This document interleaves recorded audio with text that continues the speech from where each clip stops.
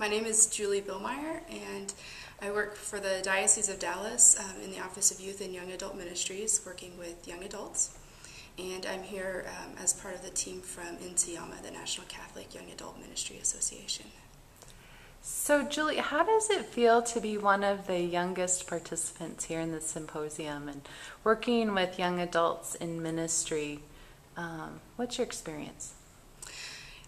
I'm actually humbled and honored to be here as one of the younger members.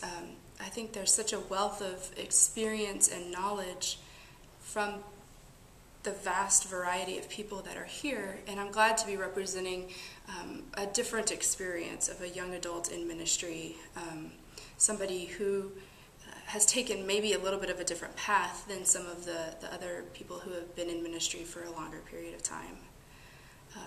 I think the experiences of young adults that are like me may be different than some of the people who entered into ministry 30 or 40 years ago.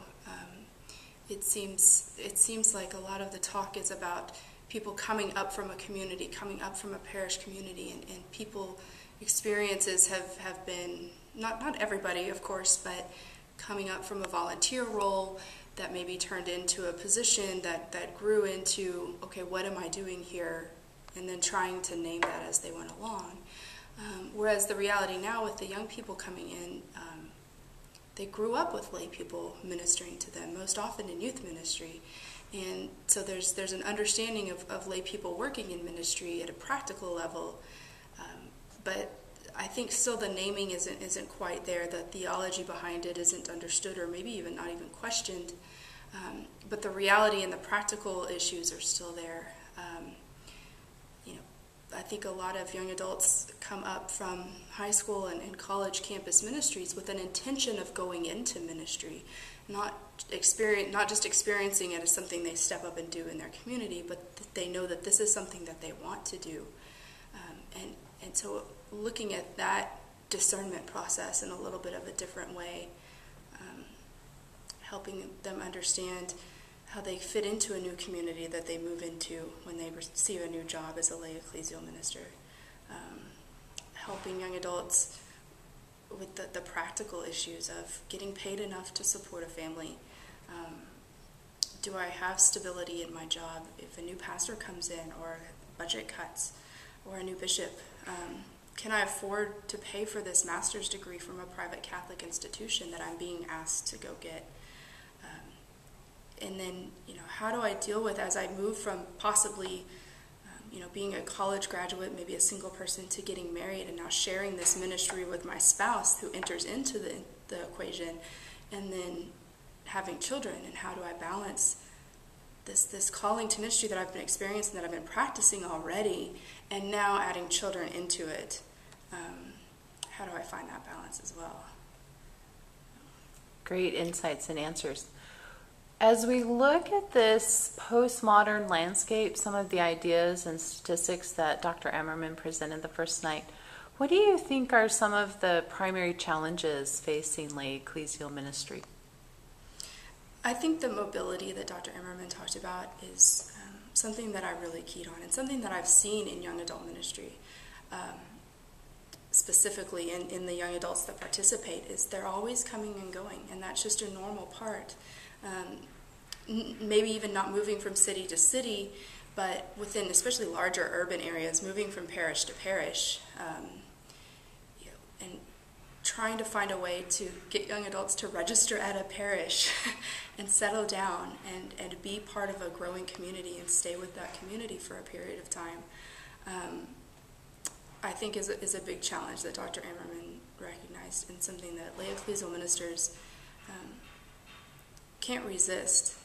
We can't say this isn't the way it should be, because we have to look at the way it is and then determine how to address it and how to encourage it.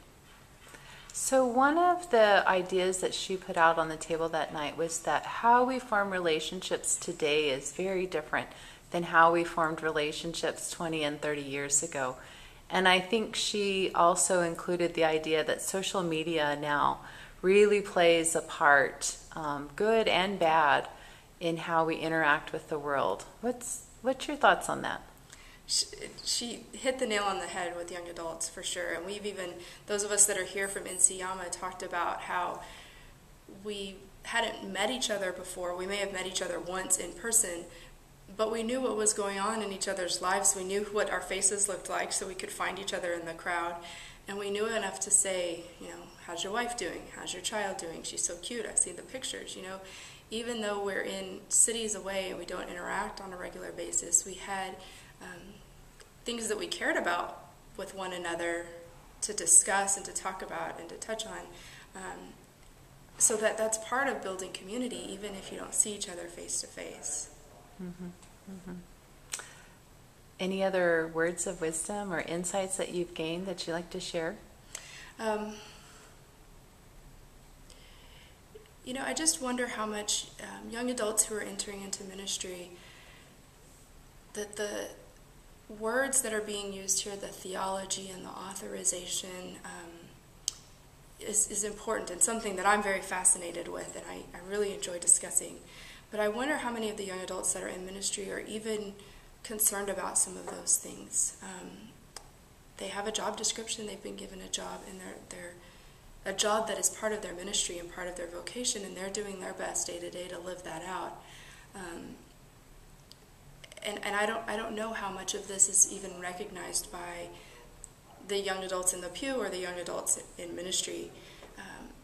And so I don't know if the answer is raising more awareness about lay ecclesial ministry with them, or if we're addressing the right questions to actually be connecting with those young adult lay ecclesial ministers and helping support them in the ministry too. It's a great task for the future. For sure. Thanks, Julie. You're welcome.